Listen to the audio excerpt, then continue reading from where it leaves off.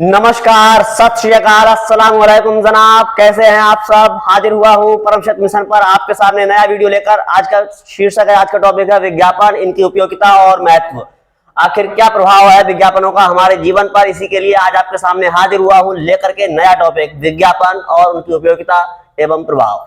सबसे पहले मैं आपको बता दूं कि विज्ञापनों का जो शुद्ध कार्य है वो है व्यापार करना और उनका प्रचार करना। आखिर कुछ विज्ञापन ऐसे भी होते हैं जो शिक्षा के उद्देश्य से और समाज में जागरूकता को लेकर के आते हैं, लेकिन आज के दौर में जो विज्ञापनों का जो प्रयोग किया जा रहा है, उपयोग किया जा रहा है, वो केवल और केवल व्यापार के लिए है। बहुत सारे जो एडवर्टाइज है, बहुत सारे विज्ञापन है, जैसे कि विमल इलायची हो गया, राष्ट्रीय हो गया, रजनीगंधा हो गया, पान बहार हो गया, ये मादक पदार्थों के ही ब्रांड्स हैं। लेकिन इन्होंने टीवी पर पहले पान मसाला और गुटखे का प्रचार करते थे और आज व्यापार करने के लिए सीधे एक टैग लगा दिया है, पान मसाला की जगह कानून कर दिया इलायची। क्या कर दिया है?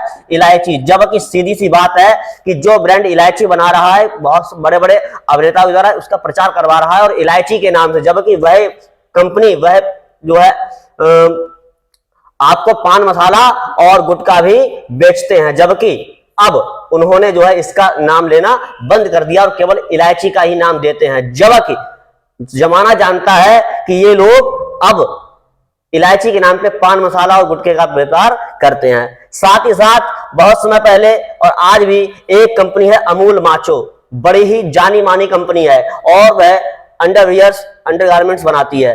अमूल माचो द्वारा एक एडवर्टाइज बनाया गया जिसमें प्रसिद्ध अभिनेत्री रश्मिका मंदाना एक योगा ट्रेनर है और उसके द्वारा यह दिखाया जाता है कि एक अभिनेता का जो अंडरवियर है वह उस पर अमूल माचो लिखा हुआ दिखाई देता है और पता नहीं क्या इंटेंशंस हैं कि क्या एक लड़की को किसी का अंडरवियर देखने में क्या दिलचस्पी हो सकती है। लेकिन उसमें ऐसा दिखाया जाता है कि जैसे वह योगा ट्रेनर उसका अंडरवियर देखने के लिए ही उसका जो बिछाने वाला जो सामान है उसको ऊंचा रख देती है ताकि उसका अंडरवियर दिखाया जा सके।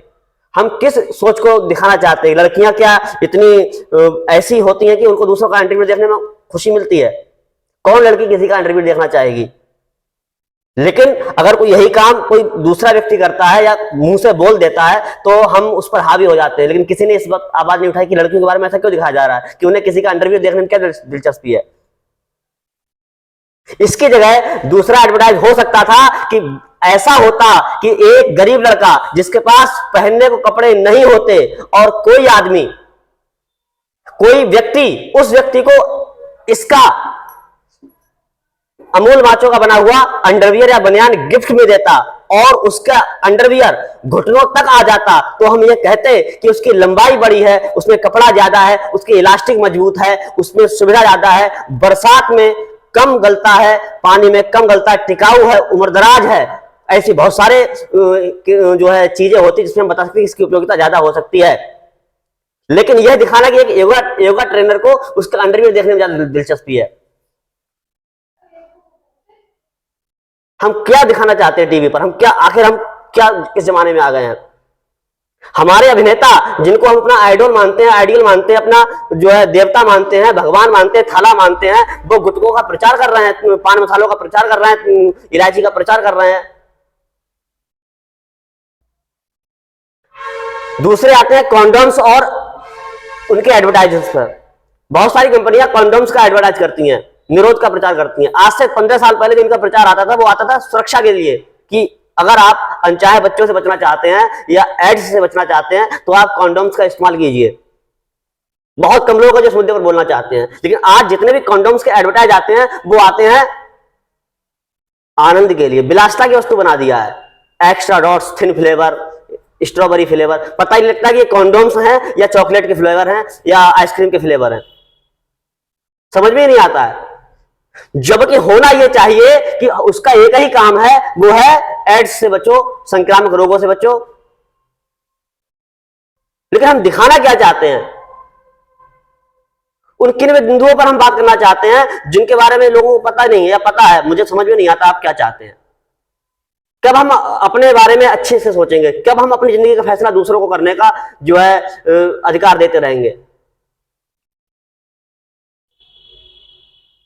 कितने लोग हैं जिन्हें इस बात का पता ही नहीं है कि जो परफ्यूम्स के जो एडवर्टाइज होते हैं, प्रचार होते हैं, उनमें हर बार यही दिखाया जाता है कि एक लड़की किसी की खुशबू से प्रभावित होकर के उससे चिपक जाती है। क्या लड़कियां इतनी कमजोर हैं कि वो खुशबू से पिघल जाएंगी? क्या कोई चारित्रिक सौंदर्य या चारित्रिक सौष्ठव नहीं होता किसी का?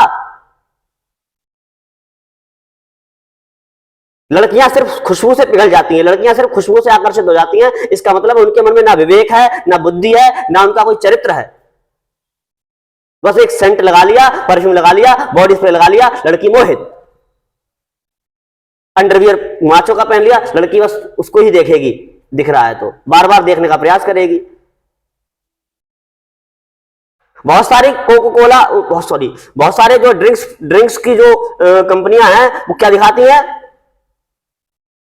कि उन्हें पीने के बाद आसमान में दौड़ लगा रहा है, नीचे लिख देंगे यह सिर्फ रचनात्मक चित्रण है, रचनात्मक वीडियो बनाई गई है बस।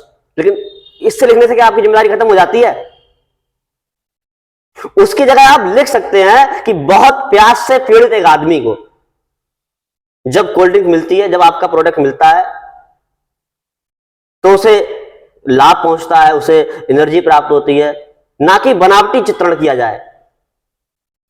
बहुत समय पहले बहुत सारे ऐसे एडवर्टाइज आते हैं जिनमें झूठी बातें बताई जाती हैं और नीचे लिख देंगे रचनात्मक। मतलब आपकी जिम्मेदारी से बचना है आपको बस। कभी किसी देवता का नाम से प्रचार कर दो, कभी किसी देवता का अपमान कर दो, कभी किसी भगवान का अपमान कर दो।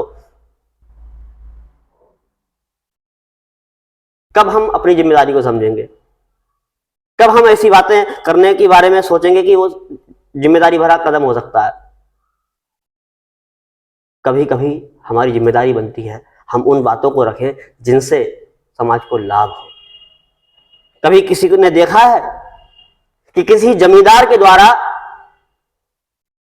किसी कंपनी के, किसी कपड़े की कंपनी के विज्ञापन में उनका दान किया गया हो, गिफ्ट में दिए गए हो? हम उसमें स्टोरी लगा सकते हैं कि कम कीमत पर बेहतरीन कपड़े आपके बजट में भी, सबके बजट में। तो क्या एडवर्टाइज नहीं होगा? यह दिखाना जरूरी है।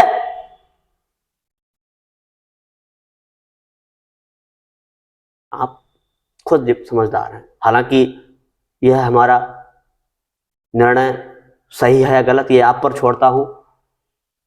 बाकी इस वीडियो का किसी प्रकार से किसी कंपनी को नीचा दिखाने का प्रयत्न नहीं है। ये किसी कंपनी को नीचा नहीं दिखा रहा हूं, किसी कंपनी के अंगेंस्ट नहीं जा रहा हूं। बस मैं आपको बता रहा हूं कि हमने अपनी सोच को कहां तक बढ़ा दिया है।